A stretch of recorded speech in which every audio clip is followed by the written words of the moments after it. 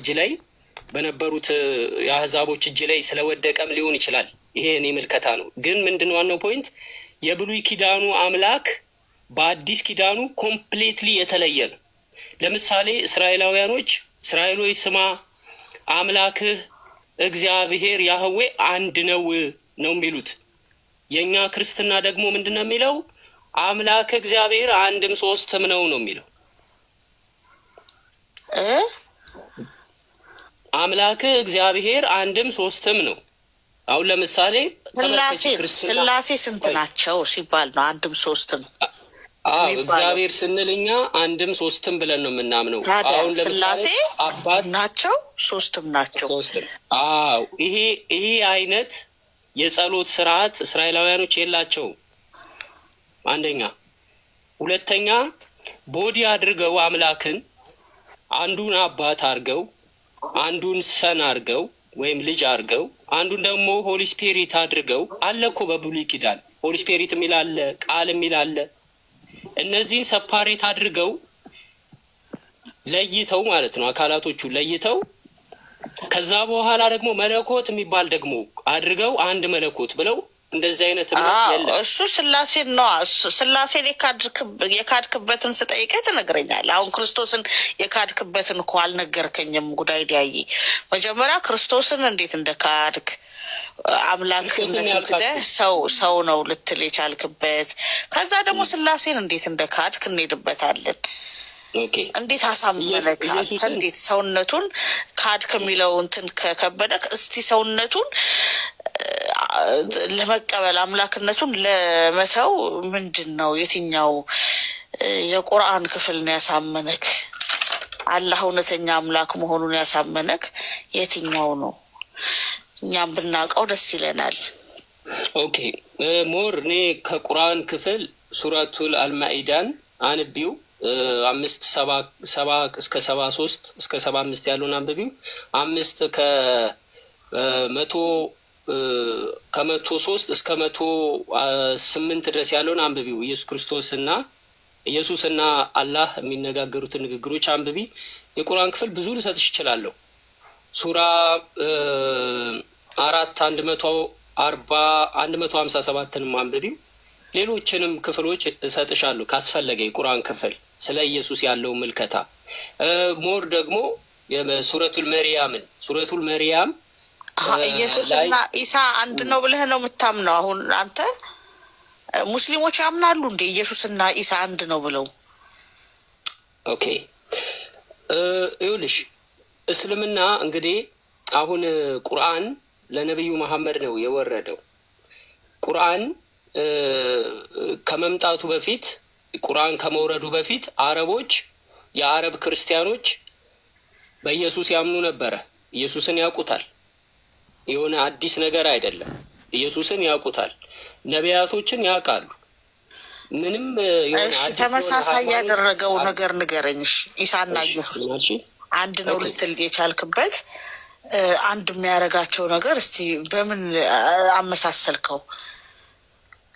በጣም ጥሩ። አንደኛ መሲህ መሆኑን እስልምና ያምናል። መሲህ ኢሳ መሲህ ይለዋል ወይም ኢየሱስ መሲህ መሆኑን እስልምና ይቀበላል፣ ያምናል። እንደገና ኢየሱስ መምህር እንደነበረ ያስተምር እንደነበረ ያምናሉ። እንደገና ኢየሱስ ሐዋርያቶች እንደነበሩት ከእርሱ ጋራ እስልምና ያምናል። ኢየሱስ አይሁዶች እንዳልተቀበሉትና በሐሰት እንደከሰሱት እስልምና ያምናል።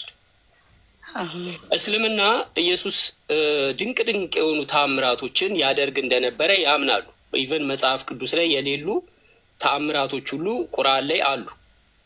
ማንሳት ካስፈለገ እነግርሻለሁ። ኤኒዌይስ አሁን እስልምና ኢየሱስን መሲህ መሆኑን ያምናል። የተላከ መሲህ መሆኑን፣ ለአይሁዶች የተላከ መሲህ መሆኑን፣ ክርስቲያኖች ኢሳን እንዳመኑትና ደግሞ እንዲሁ ለኢሳ የአምላክነት ቦታ እንደሰጡት፣ ማርያምንም ደግሞ እንዲሁ ወደ ማምለክ ደረጃ እንደሄዱ፣ አምላክን በሶስት ቦታ እንደከፋፈሉት ይናገራል ቁርአኑ ማለት ነው። ታዲያ እኮ እሱ እኛ ነን እንዴ? እኛ አምላክን ሶስት ቦታ ከፍለናል እንዴ? እንግዲህ አሁን ምንድነው መሰለሽ አሁን እኛ አዎ አብ ወልድ መንፈስ ቅዱስ ስናደርግ አብ ወልድ መንፈስ ቅዱስ ስናደርግ አምላክን ፐርሰን ወይም እኔነት ብለን እኔነቱ ማይታይ ነው ባይዘዌ እኔነቱ ራሱ ምን እንደሆነ አናውቅም። እኔነት ብለን ሶስት ቦታ እንከፍለውና ከዛ ሶስቱን ደግሞ አንድ ላይ የሚያገናኝ መለኮት አለ ብለን እንከፋፍለዋለን። ቁርአኑ ደግሞ ምን ይላል መሰለሽ? ቁርአኑ ደግሞ ምን ይላል? መንፈስ የሚባለው የአላህ ወይም ደግሞ የመለኮታዊው አምላክ አንድ አካል አይደለም። ቃል የሚባለው የመለኮታዊው አምላክ ወይም የአላህ ቃል አለው። ቃሉን ገንጥሎ ወይም ቃሉ ተለይቶ የሚወርድ ወይም ከውስጡ የሚወጣ ወይም ከጎኑ የሚሆን አይደለም። ቃሉ ሌላ ፐርሰን ወይም እኔነት ተደርጎ አይሰጥም። ስለዚህ እነዚህ ነገሮች በሚከፋፈሉ ሰዓት አምላክን ወደ ሶስት ደረጃ ይወስዱታል። አምላክን ይከፋፍለዋል። መረዳት ለሚከብዳቸው እንጂ ስላሴን ጠንቅቆ ለተረዳ ክርስቲያን ሶስት አምላክ ይከፋፍላል ምንም ነገር የሚያስብል ነገር የለውም። አለመረዳት ነው ጉዳይ። አንተ እስከዛሬ የስላሴ እንትን ነው እውነት ያሰለመክ ሶስት ተከፍሎብህ ነው ነው ከባድ ነው። ኦኬ ኢየሱስን መሲህነቱን ብናምን አዳኝ ነው ያድን ነበረ በድንቅ ድንቅ በሆነ ተአምራቶች እጅግ የበለጠ ጸጋ ነበረው። ኢየሱስ በመንፈስ ቅዱስ የተሞላና እጅግ ድንቅ ድንቅ ተአምር ያደርግ የነበረ ነው። አሁን እኛ ይሄ ተአምራቱ ክብደት እንደው ወደ አምላክነት ለመውሰድም እንደው ወደዛ ወስደናል። ኢየሱስ እንግዲህ የነበረው በብሉይ ኪዳን ሕግ ላይ ነው። ኢየሱስ የነበረው አዲስ ኪዳን የመጣው ከመሰቀል በኋላ ነው። ልክ ሲሰቀል ኢየሱስ ክርስቶስ በመስቀል ላይ ሲሰቀል አዲስ ኪዳን ታወጀ። ክርስቲያኖች ኢየሱስ ፎሎወር ተባሉ፣ የኢየሱስ ተከታዮች ተባሉ። ክርስትና እምነት መጣ። የክርስትና እምነት ደግሞ ወደ ሃይማኖት ኦርጋናይዝድ የሆነ ከ3ኛው መቶ ክፍለ ዘመን በኋላ ያደገ መጣ። ኦኬ አሁን ምን ልልሽ ፈልጌ ነው? ኢየሱስ በብሉይ ኪዳን ምድር ላይ በመጣ ሰዓት ኢየሩሳሌም ሄዶ ይጸልይ ነበር፣ ይሰግድ ነበር።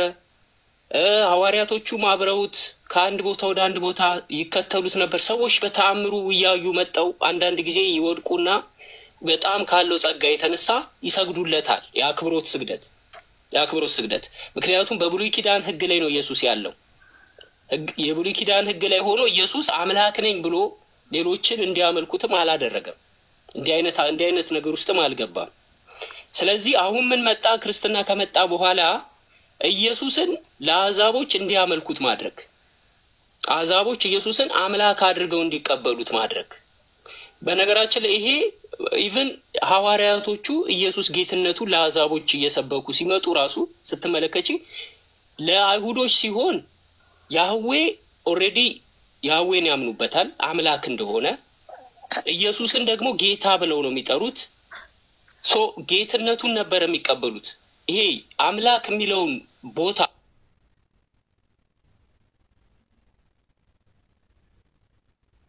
አለ። ታዲያ እኔን ያየ አብን አየ፣ እኔና አብ አንድ ነን። እነዚህ አሁን አምላክ መሆኑ በቂ ነው። ብዙ ጥቅስ አያስፈልግም። በእነዚህ ብቻ ጥቅስ አንድ ነን የሚለውን አንተ እንዴት ተረዳኸው? እንግዲህ ኢየሱስ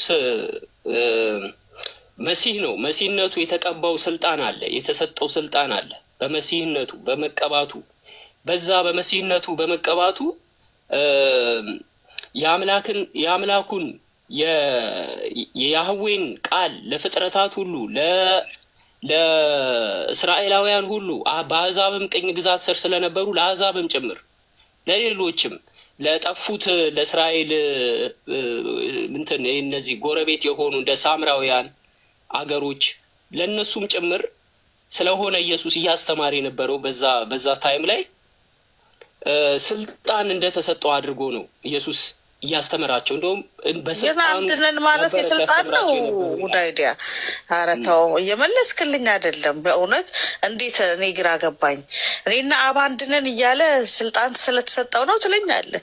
እሺ ነብዩ ሙሐመድ እኔና አላህ አንድነን ብሏል እንዴ? እኔና አብ አንድነን ማለት እኔ አምላክ ነኝ ማለት አይደለም። አንድነን አንደኛ አለኩ መረዳት ያለብን አንድነቱን ነው እኛ ይኸውልሽ እኛ አሁን እኔ መጽሐፍ ቅዱስን በራሴ ቀይሬ አሁን ልክ እስልምናን አሁን ስለተቀበልኩ መጽሐፍ ቅዱስን በተሳሳተ መንገድ እየተረጎምኩ አንቺን ማስተማር አልፈልግም፣ መናገርም አልፈልግም። ነገር ግን ኢየሱስ መለኮታዊ የሆነው አምላክ ልኮታል። በተአምር እጅግ ድንቅ በሆነ ተአምር ልኮታል። ድንቅ የሆነ ስራዎችን ያደርግ ነበረ። በጣም ከሰዎች በላይ አስገራሚ የሆነ አባቴ የሚያደርገውን እኔም አደርጋለሁ እያለ ይሰራ ነበረ። እኔና አብ አንድ ነን እያለ ያስተምር ነበር፣ ይናገር ነበር። ከአብ የተለየ ነገር አያደርግም፣ ወይም ደግሞ ከአምላክ ፍቃድ ውጭ የሆነ ነገር ኢየሱስ አያደርግም ነበር። በራሱ የተሳሳተ አሁን ለምሳሌ አንድ አካል አንድ ነቢይ ወይም አንድ መልእክተኛ አንድ የተላከ አካል ከላከው አካል የተለየ ነገር የሚያደርግ ከሆነ ሐሰተኛ ነው የሚሆነው። ኢየሱስ የተላከበትን ዓላማ ከአብ ዘንድ የተላከበትን ዓላማ ይፈጽም ነበር፣ ያደርግ ነበር። ለዛ ነው እኔና አብ አንድ ነን ያለው። እሺ ስጋው የክርስቶስ ኢየሱስ ስጋ እና ደም ህይወትን የሚያሰጥ ከሆነ ከዚህ በላይ አምላክነቱን እንዳታምን የሚያደርግ ነገር አለ? ስጋዬን የበላ ደሜን የጠጣ የዘላለም ህይወት አለው ሲል ነበረ ክርስቶስ ኢየሱስ። ኦኬ፣ ይሄ በጣም አደገኛ የሆነ የኦርቶዶክስ አስተምሮ ነው። ለምን እንደሆነ ልንገርሽ። ኦርቶዶክስ ብዙ ኦርቶዶክሳውያን ምን ያስባሉ? እኔም ስለነበርኩበት ከተሳሳትኩ ምናልባት ያርሙኛል። የኢየሱስ ክርስቶስ ስጋዬን የበላ ደሜን የጠጣ የዘላለም ህይወት አለው ይላል። አንድ ሰው የኢየሱስን ስጋና ደም ሲበላ የኢየሱስ ስጋና ደም መጥቶ በሰውነቱ ውስጥ ህይወት ይሰጠዋል።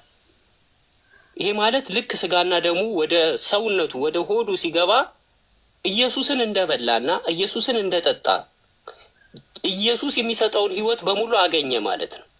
ይሄ ማለት ምን ማለት ነው? ይሄ ሰው ምናልባት ስጋና ደሙን ተቀበለ፣ በላ፣ ኃጢአት ሰራ፣ በጣም ከባድ ኃጢአት ሰራ፣ ወይንም ደግሞ ክዶ ሌላ ሃይማኖት ቀየረ፣ ወደ ሌላ ሃይማኖት ወጣ። ይሄ ሰውዬ ሞተ። የኢየሱስን ስጋና ደም ይዞ ወደ ሲኦል ሊገባ ነው? በልቶታል ኢየሱስን። አዎ ይሄውን በቃ አሁን ሙስሊሞች ቢጠይቁኝ አልፈርድባቸውም። እንደ አይነት ጥያቄ ገባ። ቆይ እስቲ ወንድማችን ለምንድን ነው መሀል የምትገባው? ቆይ አንዴ። ሙስሊሞች ቢጠይቁኝ አልፈርድባቸውም። አንተ ግን ክርስቲያን የነበርክ ነህ፣ እንዴት እንደዚህ አይነት ጥያቄ ትጠይቃለህ? አዎ ለምን መሰለሽ? እንደዚህ አይነት ጥያቄ አይደለም፣ የምናምንበትን ነው የተናገርኩት። አዎ ስጋውን ነው እንዴ የቆረስን የምንበላው? ትክክለኛ የክርስቶስን ስጋ ነው እንዴ? አሁን እንደዚህ አይነት ጥያቄ እኮ ይጠየቀኝ። አዎ ሲጸለይበት ወደ ክርስቶስ ስጋና ደም እንትን ይላል፣ ይቀየራል። ኦፍ ኮርስ ስጋ ነው ደሙ ነው። የሰው ልጅ ልክ የክርስቶስን ስጋና ደም ሲበላ ወይም ሲቆርብ ከኃጢአት ሁሉ ይታጠባል። ይህንን እናምናለን።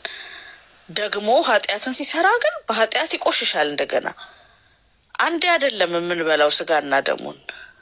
ንስሐችንን እየገባን ሁልጊዜም ስጋ ወደሙ መታጠብ አለብን። ተቆሸሽክ ግን የራስ ስጋ ነው ገሃነም የሚገባው እንጂ የክርስቶስ ስጋ አይደለም። እና ጉዳይ አሁን ጥያቄ የክርስቶስ ስጋ ገሃነም ይገባል ምን የሚል ሳይሆን መልስክ መሆን ያለበት ሌላ። እኔ የምጠይቅህ ሌላ፣ የምትመልሰው ሌላ። ህይወትን ይሰጣል የሚለው ላይ ትኩረት እንድታረግልኝ ነው። ገባ? ህይወት ሰጪ ከሆነ የክርስቶስ ስጋ አምላክ አይደለም ለማለት እንዴት በቃ ገባ? አሁን አምላክነቱን እንዴት እንደ ካድከው እኮ ለማወቅ ነው እነዚህን ሁሉ የምጠይቅህ። እንዴት ኦኬ ነገረ ድህነት ላይ ከሚባሉት ከነገረ ድህነት አንቺ ኦርቶዶክስ ነሽ። ከነገረ ድህነት ቅደም ተከተሎች አንዱ በኢየሱስ ክርስቶስ ማመን፣ ኢየሱስ ክርስቶስ ሞቶልኛል፣ ኢየሱስ ክርስቶስ ስለ ኃጢአቴ ሞቷል ብሎ ማመን ነው። ሁለተኛው ስጋና ደሙን ማመን ነው፣ ነገረ ድህነት ነው። ሶስተኛው ደግሞ በጽድቅ ስራ ማመን ነው። አራተኛ ጥምቀትም አለ። ሶስተኛ ጥምቀት ነው። አራተኛ በጽድቅ ስራም አለ። እንደገና ደግሞ ህግም አለ። ህግ ራሱ ለምን ህግ አለ እምልሽ፣ ህግ ኃጢአት ከሰራሽ ህግ አልፈጸምሽም ማለት ነው። ኃጢአት ደግሞ ድህነትን ያሳጣል። አሁን ተጠምቀሽ ደግሞ ኃጢአት ብትሰሪ ጥምቀቱ አያድንሽም። ስጋ ደሙን በልተሽ ኃጢአት ብትሰሪ ስጋ ደሙ አያድንሽም። በኢየሱስ አምነሽ ስለ ኃጢአት ኢየሱስ ሞቶልኛል ብለሽ አምነሽ ኃጢአት ብትሰሪ ኢየሱስ አያድንሽም። ነገረ ድህነቱ በራሱ አንዱን ያፋልሰዋል። አንዱን ኢየሱስ ወደ ነገረ ድህነቱ ደግሞ እንግባ። አንተ አትመልስልኝም ወደ ነገር። እሺ ነገረ ድህነቱ አፋልሶት ነው ክርስቶስን የካድከው? ኦኬ አዎ ኦርቶዶክስ ነገረ ድህነት አሁን የተረዳህበት ነው እኮ። አሁን አረዳድ አንዴ ልመልስልሽ ጸዲ፣ ይቅርታ በጣም በመሀል ስለገባው። ኦርቶዶክስ ላይ ነገረ ድህነት የተሳሳተ ነው። መምህር ካለ መግባት ይችላል። ለምን መሰለሽ? አሁን እኔ አንቺን ልጠይቅሽ። አዳም በሰራው ኃጢአት ምክንያት ኢየሱስ መጥቶ አዳም ኃጢአት ሰርቶ ነበረ። እግዚአብሔር ለአዳም ይቅርታ ስላላደረገለት ከልጅ ልጅ ተወልጄ አድንሃለሁ ብሎ ዘር ቆጥሮ ዘመን ጠብቆ ከድንግል ማርያም ተወልዶ አምላክ አዳነን ብለን እናምናለን። መጽሐፋችን የሚለው ግን ሌላ ነው። ምን ማለት መሰለሽ? ሌላ ነው ማለት አዳም ኃጢአት ሰርቶ ነበረ። አዎ በድሎ ነበረ።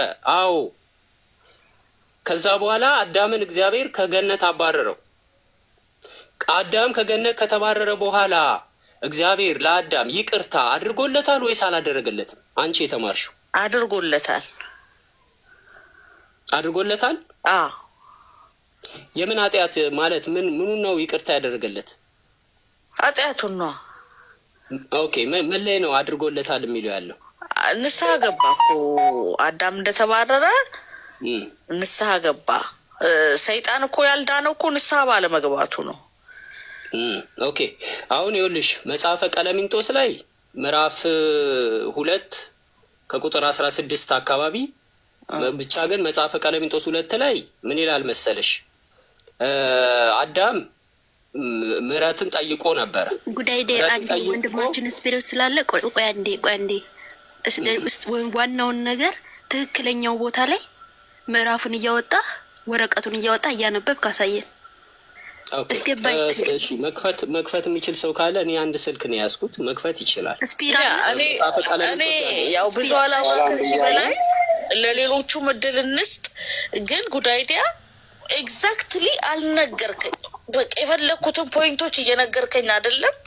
አሁን ብዙ ቦታ እንትንም እንዳልይዝ ሰውም እንዳይሰላች፣ ሌሎችም ጥያቄ ካላቸው ማውራት የምትፈልገውን ነገር ሲፒሮስም ጥያቄ ካለው ስላንተ ምናምን ከእሱ ጋር ማውራት ትችላላችሁ። እኔ ብቃኝ፣ ግን ሌላ ቀን እናውራለን። እሺ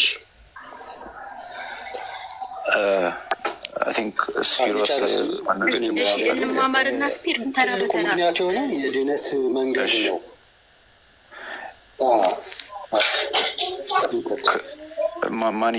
ማን ይቀጥል? እኔ ወይስ ስፒር?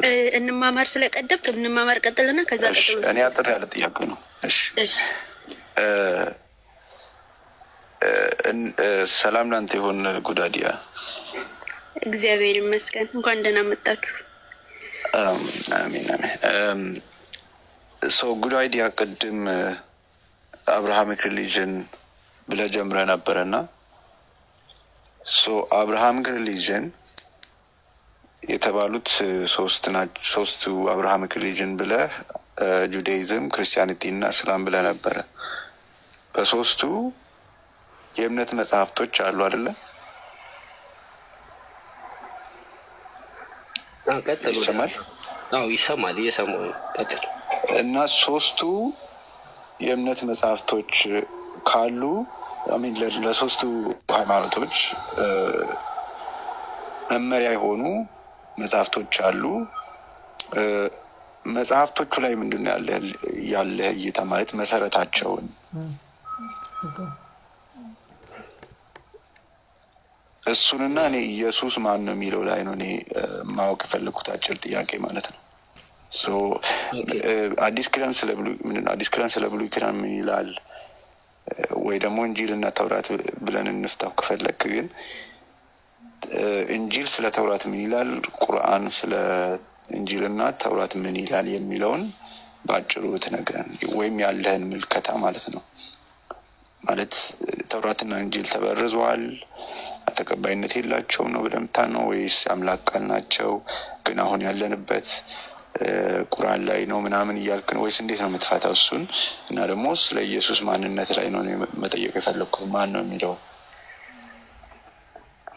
ኦኬ ኢየሱስ ማን ነው የሚለው ላይ በኋላ እንመጣለን ግን ስለ መጽሐፍቶቹ ምንድነው ያለህ እይታ አላልከው እንግዲህ አንተ ባይዘዌ እንማማር እስልምና ንጽጽር ላይ የሚሰራ ልጅ ነው ለአንተ ብዙ ነገሮችን ያው እንትኑ አንደርስታንዲንግ አለ በጣም ጎበዝ ነህ አንደርስታንዲንግ አለ ወደ እስልምና ትመጣለህ ብዬ ተስፋ አደርጋለሁ ምክንያቱም ብዙ ነገሮች ከማንበብ የተነሳ ጎበዝ ስለሆንክ ኦኬ ወደ ፖይንቴ ስመጣ መጽሐፎችን መርመረህ እንግዲህ እነዚህ ሶስቱ መጽሐፍቶች መርመረህ አይተሃል እና እነዚህ መጽሐፍቶች እንዴት ትረዳቸዋለህ ላልከኝ እንግዲህ ያው ታውቃለህ ተውራት እንጂል ዛቡር የሚለው ቁርአን ላይ ተገልጿል ማለትም ተውራት የሚባለው ለአይሁዶች የተሰጠ መጽሐፍት ዛቡር የሚባለውም ያው ለአይሁዶች የተሰጠ መጽሐፍት ነው እንደ ጥቅል አድርጎ ቁርአን 4 መጽሐፍቶችን አስቀምጧል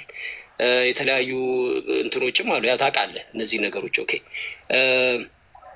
እንግዲህ እነዚህ መጽሐፍቶች ቁርአን አላህ ይናገራል እኔ አውርጄ ነበር ይላል እነዚህ መጽሐፍቶች አውርጄ ነበር ይላል ግን እነዚህ መጽሐፍቶች አሁን እኛ እጅ ላይ ያሉት አለ ኦኬ መጽሐፍ ቅዱስ ብለን የምናምንበት ብሉይ ኪዳን አዲስ ኪዳን መጽሐፍቶች ብለን 66 81 ወር 70 ከ71 በላይ የካቶሊክ ብለን የምናምንበት አለ ከዛም ሌላ ውጪ አይሁዶች ደግሞ እጃቸው ላይ ያለ የሚያምኑበት መጽሐፍቶች አሏቸው እምነታቸውን የሚመሰርቱበት ኦኬ አሁን ምንድነው እነዚህ መጽሐፍ ተበርዘዋል ወይስ አልተበረዙም ለሚለው ነገር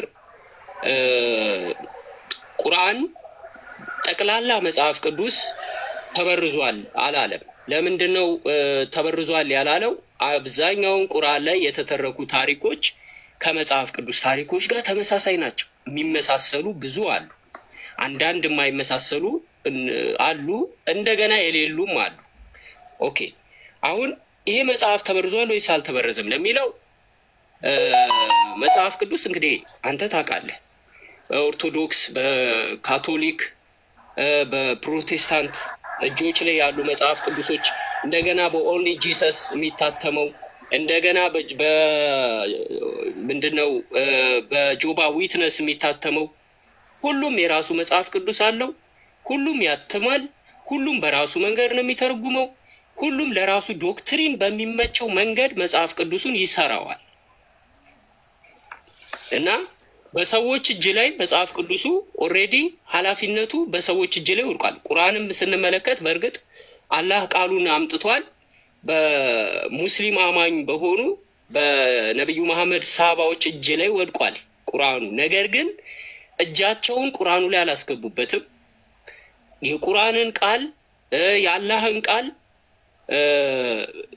መጽሐፉን ሰብስበው ልክ አሰባሰቡም ከኛ ጋር ይመሳሰላል ሰብስበው አድርሰዋል እኛ ጋር ያለው ችግር ምንድነው ሁሉም ሀገር ሁሉም ቸርች ሁሉም በፈለገው መንገድ በየግሉ በየሀገራቱ ያሉት መጽሐፍ ቅዱስ አማኞች በፈለጉት መንገድ ነው የሚተረጉሙት ከመተርጎማቸው በላይ ደግሞ የሚወስዱበት ሶርስ እንኳን አንድ አይነት አይደለም ሶርሱ እንኳን በአንዱ የግሪኩ መጽሐፍም አይስማሙም ሶርሱ ከተለያየ ቦታ ነው የሚመጣው የግሪክ ሆኖ ራሱ ዕብራይስጥ ሆኖ ራሱ ሶርሳቸው ከተለያየ ምንጭ ነው የሚመጣው ስለዚህ መጽሐፍ ቅዱስ ቃላቶች ይጎሉበታል ፐርሰናሊ ሰዎች የሚያጎሉ አሉ ብሎ ቁርአንም ይናገራል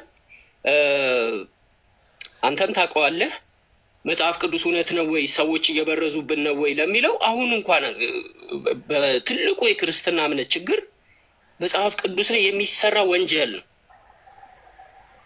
ለምሳሌ ኦርቶዶክስን ባነሳለ ከመጽሐፍ ቅዱሱ ላይ ቃላት ታወጣለች አማላጅ የሚለውን ከፈለገች ፈራጅ ብላ ተተርጉሞ አይ እንትን እንዲህ አይነት ነገሮች አሉ መጽሐፍ ቅዱስ ላይ ቃላትን ማውጣት ነገሩን ለማሳጠር ስለዚህ ነገሩን ለማሳጠር እንዳይብዛዛ ማለት ነው።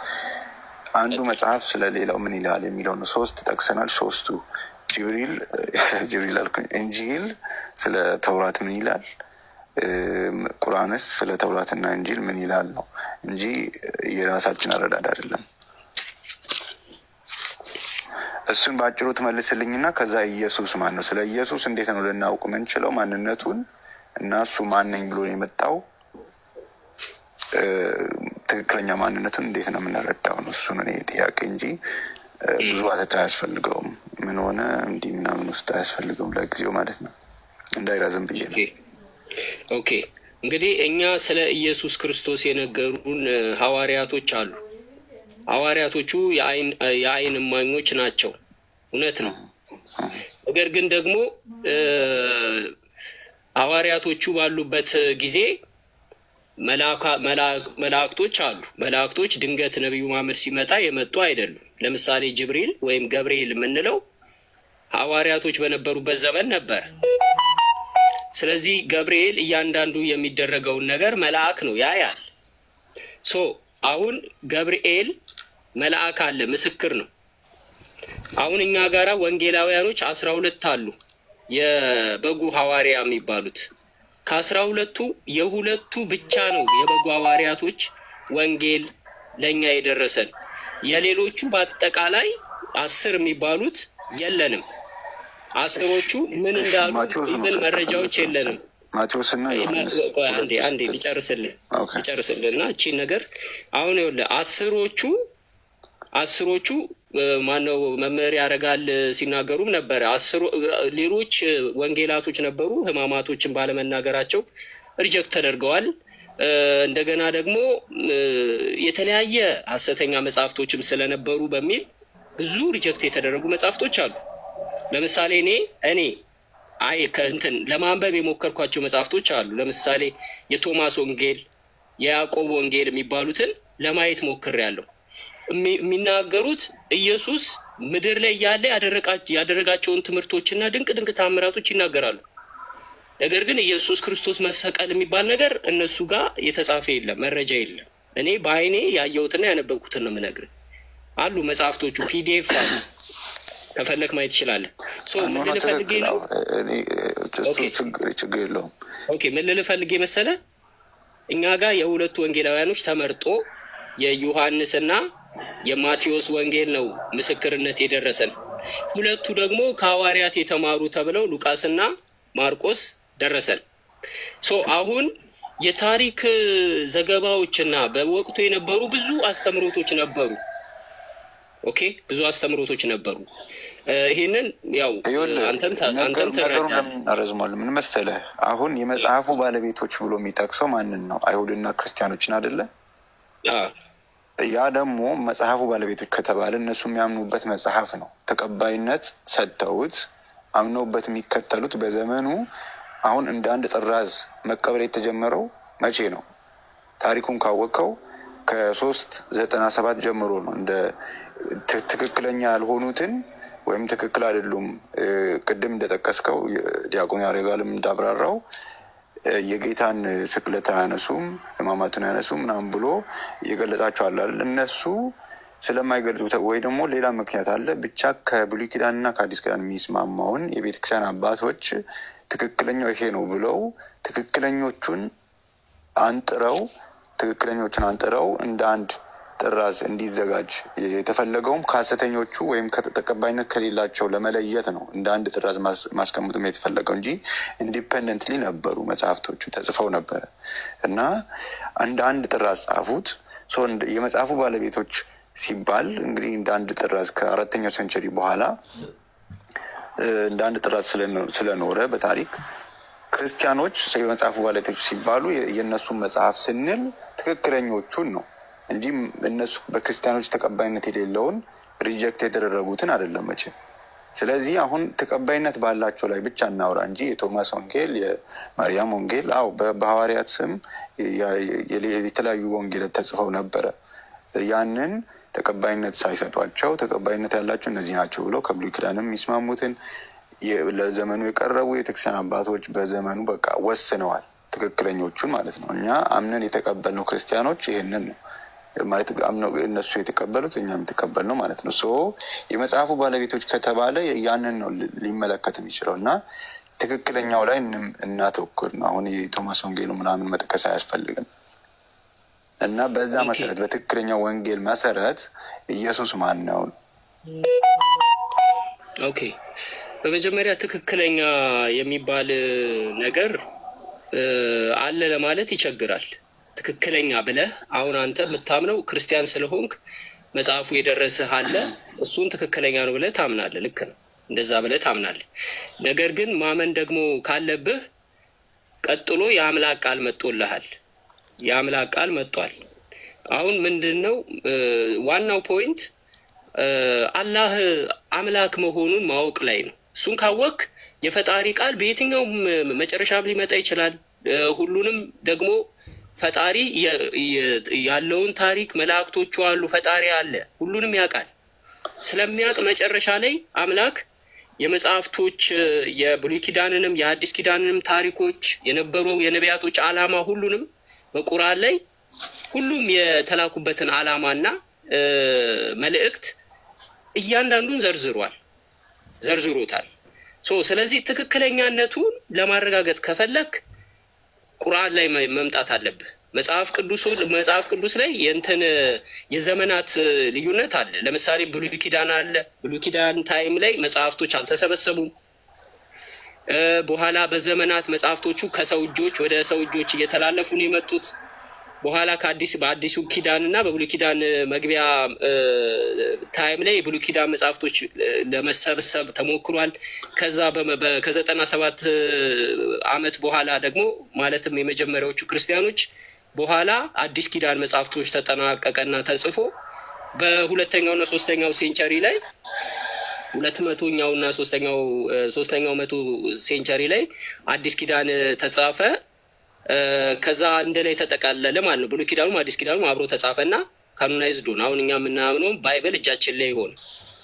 አሁን ምን ልል ነው? ይሄ ፕሮሰስ አለ። ግን አሁን ምንድነው ማወቅ ያለብህ ነገር ከሐዋርያቶቹ በላይ ከኢየሱስ ክርስቶስ በላይ ከነቢያቶች በላይ መለኮታዊው አምላክ አለ።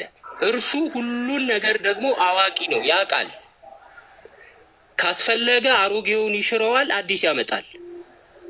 አዲሱን ደግሞ እንዲሁ ካረጀ በአዲስ ይቀይረዋል። ስለዚህ አምላክ እውነት ቃሉን አምጥቷል ወይ? ቁርአን የፈጣሪ ቃል ነው ወይ? የቁርአን ዓላማ ምንድን ነው? ቁርአን ለክርስቲያኖችና ለአይሁዶች መጽሐፍ ላላቸው ሰዎች ለምንድነው ወደ ቁርአን ነው የሚላቸው? ለምንድነው ወደ አንድ አምላክ ጥሪ የሚያደርግላቸው ብለህ የፈጣሪን ቃል ነው ማዳመጥ ያለብህ። ቁርአን ሳትመዝነው ነው እንደምትቀበለው። መመዘን ትችላለህ እኮ የምትመዝነው ግን የምትመዝነው ለምሳሌ አሁን ቁርአን ተጽፎልህ አለ አይደለ? ተጽፎልን አለ። ተቀበልነው ማን ተቀበልነውም የታሪካዊ አመጣጥ አለው። እሱም 610 እስከ 632 ባሉት 23 ዓመታት ውስጥ በተለያየ ጊዜ የእስልምናው ነቢይ መሐመድ ተወረደልኝ ብሎ የሚገልጻቸውን ያው ይጽፉታል። እሱ መጽሐፍ አይችልም ተብሎ ነው የሚዘገበው። ምን ነው የሚታወቀው? በዛ ዘመን ውስጥ የተጻፈው እንደ አንድ ጥራት የተጻፈው ራሱ ከብዙ ጊዜ በኋላ ነው። በ650 ላይ ማን ነበር? ኡስማን ነው ኡስማን ነው። እሱ ነው ካኖናይዝ ያደረገው። ልክ መጽሐፍ ቅዱስም ካኖናይዝ የተደረገበት ጊዜና ወቅት አለው። መጽሐፍ ቅዱስ ካኖናይዝ የተደረገው መሐመድ ሳይወለድ ብዙ መቶ ዓመታትን አስቀድሞ ነው እና የመጽሐፉ ባለቤት እኔ እሱ ነው እኮ እንድትይዝልኝ የፈለግኩት።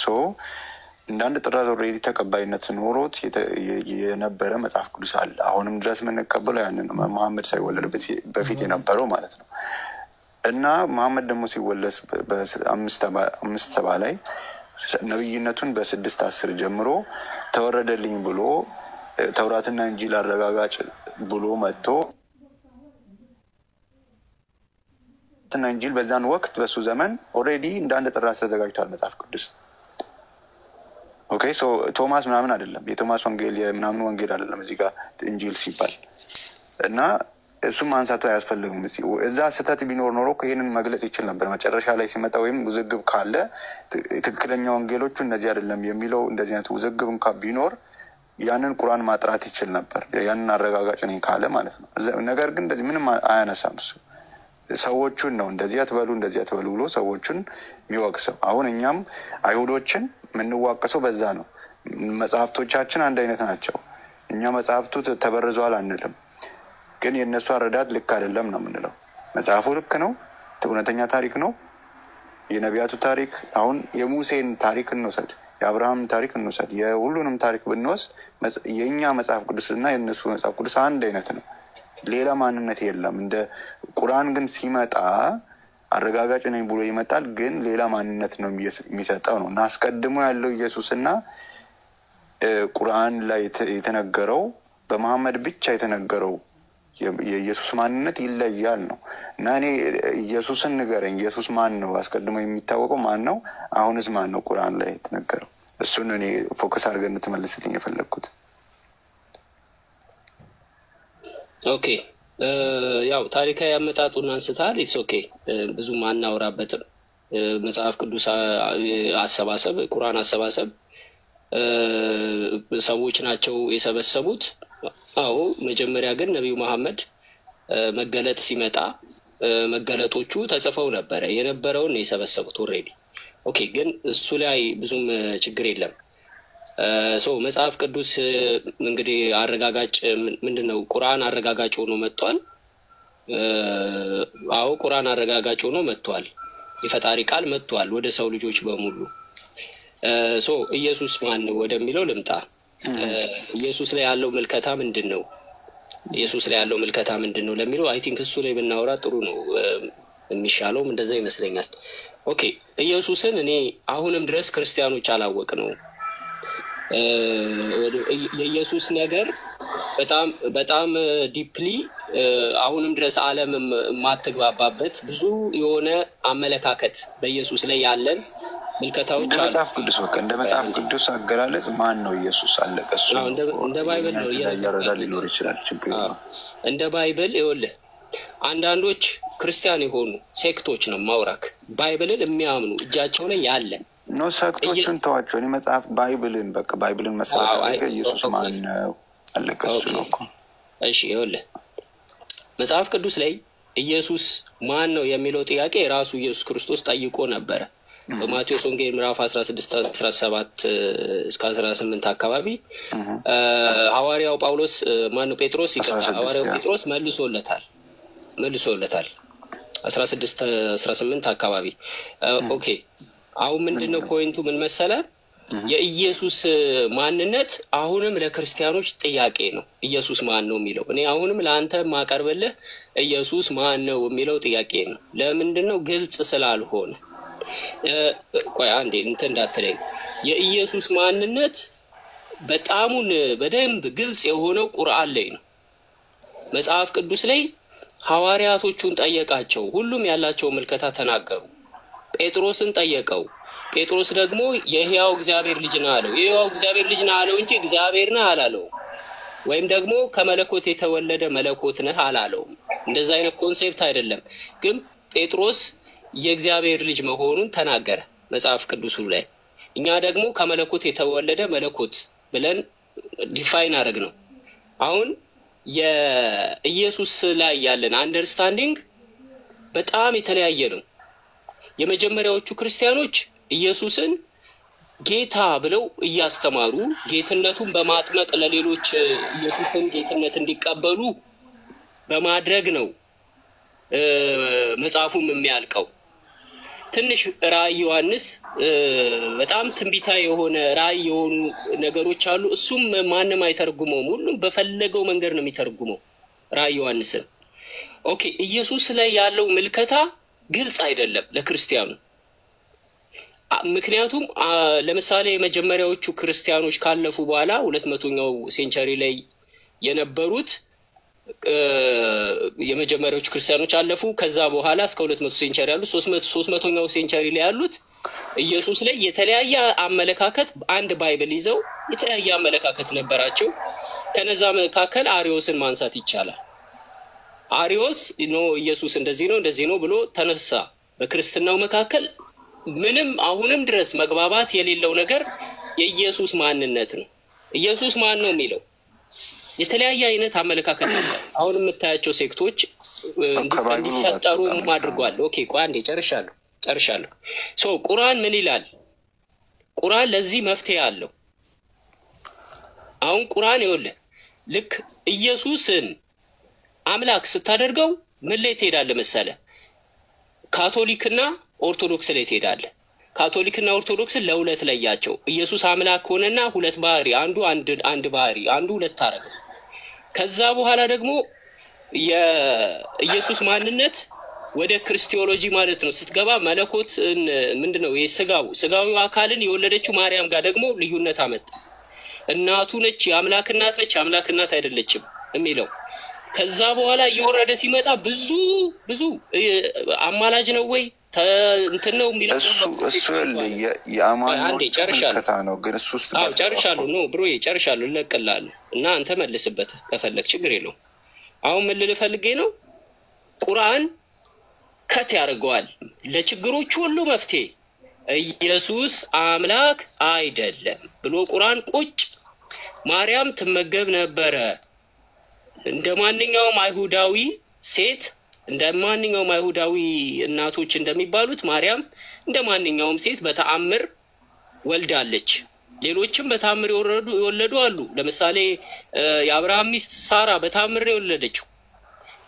ሌሎችንም እነ አዲስ ኪዳን ላይ እንደውም ባጭሩ ብንመለከት የዮሐንስ እናት በተአምር ነው የወለደችው።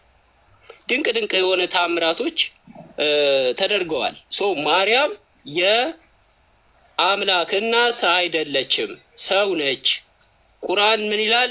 ኢየሱስ ሰው ነው፣ ይበላል፣ ይጠጣል፣ እንደናንተ ሰው ነው።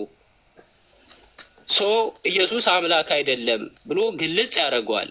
ይሄንን ካመንክ የመጣው ኮንፍሊክት ችግሮች ስላሴ ምናምን ኢየሱስ አምላክ ፈጣሪ ሰው ምን የሚለው በሙሉ አለቀ፣ ከት አበቃ፣ ነፃ ትወጣለህ። መፍትሄው ቁርአን ወደ ቁርአን መመልከት ነው ያለው መፍትሄ። ኦኬ ጨረስክ? ያው ጨርሻለሁ። እሺ አሁንም ከእንትኖቹ ጋር ቀላቀልክብኝ። የተለያዩ ምልከታዎች እንዳሉ ምናምን በሰዎች ዘንድ በአማኞች ዘንድ ማለት ነው። እኔ መጽሐፍ ቅዱስ ላይ ኢየሱስ ማንነኝ ነው ያለው።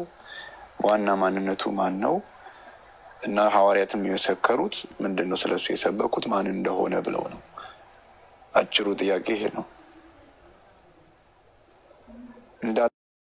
ኢየሱስ አምላክ ነው የሚሉን አንዳንድ ጥቅሶችን ትመለከታለህ አሉ። አንዳንድ ኢየሱስ ክርስቶስን ያደረጋቸው ተአምራቶችና ኢየሱስ የተናገራቸው ንግግሮች በጣም አንደርስታንዲንግ ለማድረግ የሚከብዱም ከመሆን አንጻር አሁን ለምሳሌ የዓለም ብርሃን ነኝ፣ የህይወት እንጀራ ነኝ፣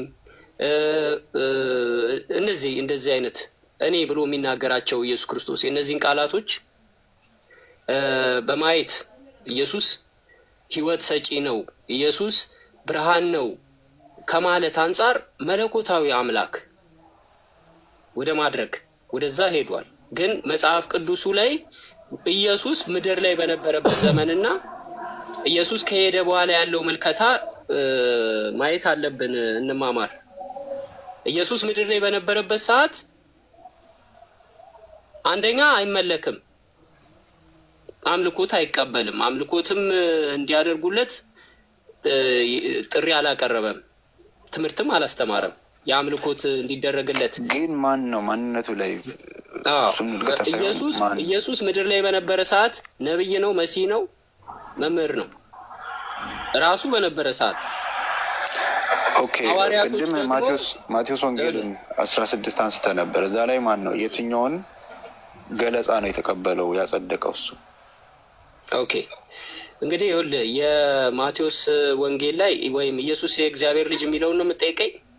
እሱን ነው። አዎ እኮስ ብዙ ተብሏል። ኤልያስም ያሉት ዮሐንስ ነው ያሉት ከነቢያት አንዱ፣ ሌሎች አሉባልታዎች ነበሩ።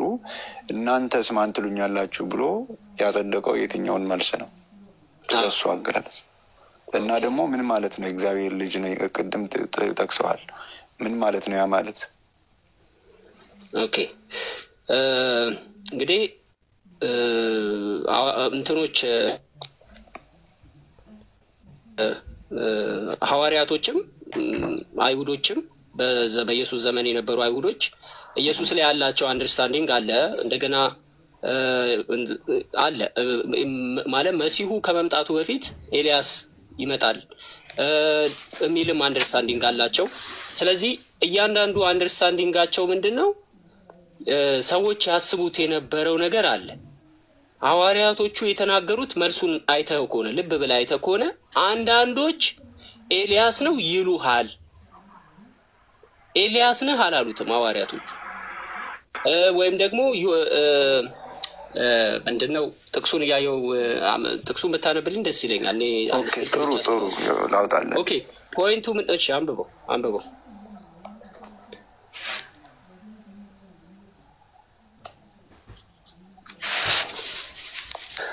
ግን ወንድማችን እንማማር። እኔ አንድ እንትን አለኝ የሚናገራቸውን ነገሮች በማስረጃ ቢያደርጋቸው ደስ ይለኛል።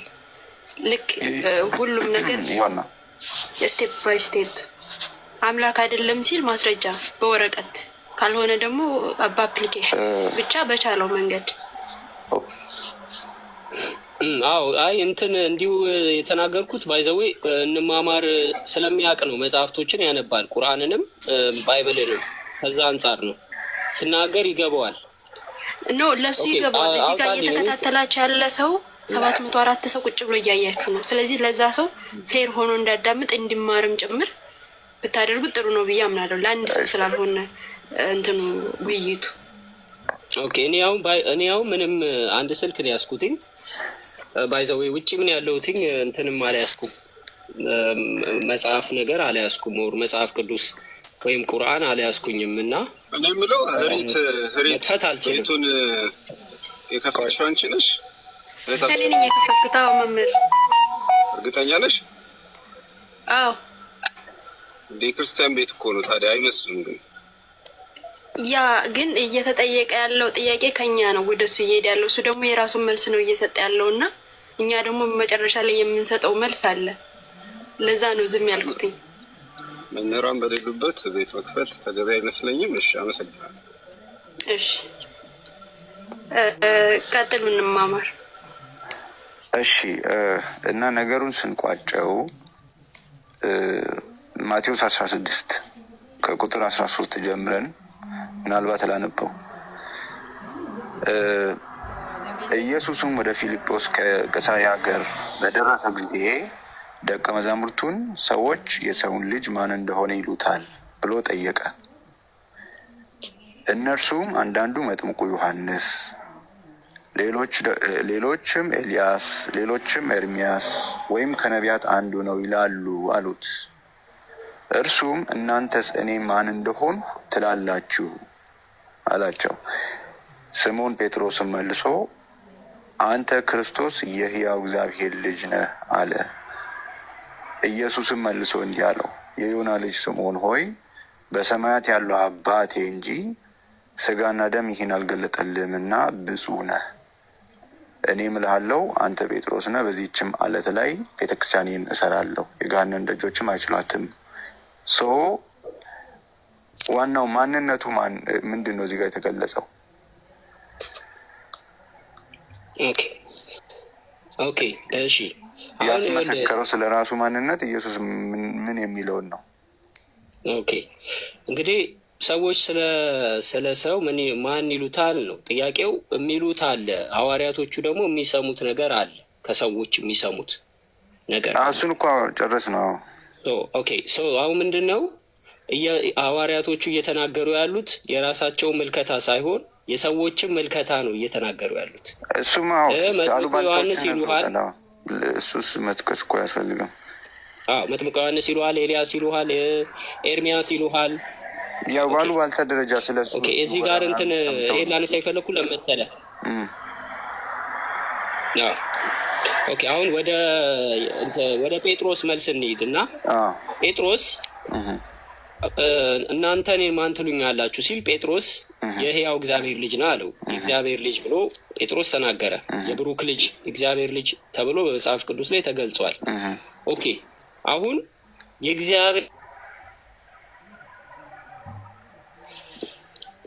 ለኔ ብቻ ነው ተቋረጠብኝ።